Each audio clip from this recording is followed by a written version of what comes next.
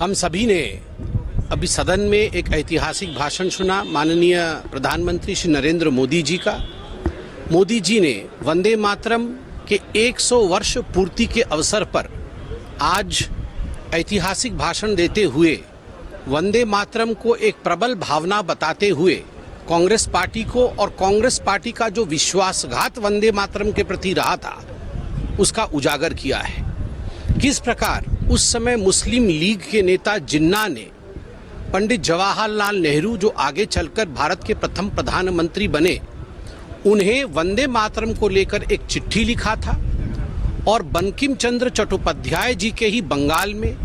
बंकिम चंद्र चट्टोपाध्याय जी के ही गृह क्षेत्र कलकत्ता में यह निर्णय लिया पंडित जवाहरलाल नेहरू ने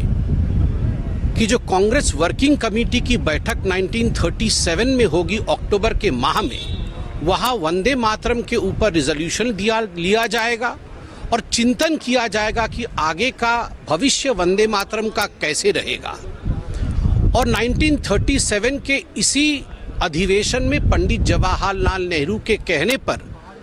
वंदे मातरम के सीने पर छुरा भोंका गया, वंदे मातरम का विभाजन हुआ,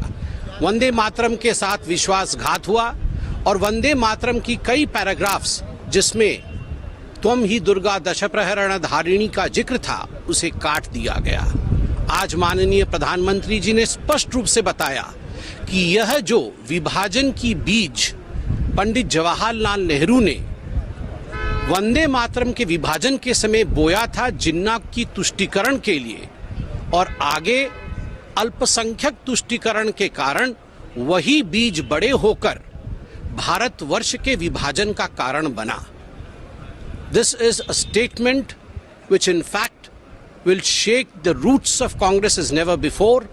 और एक तरह से ये कांग्रेस पार्टी और कांग्रेस के गांधी परिवार को पूर्णतः एक्सपोज करती है। और शायद यही कारण रहा होगा कि इतने महत्वपूर्ण दिन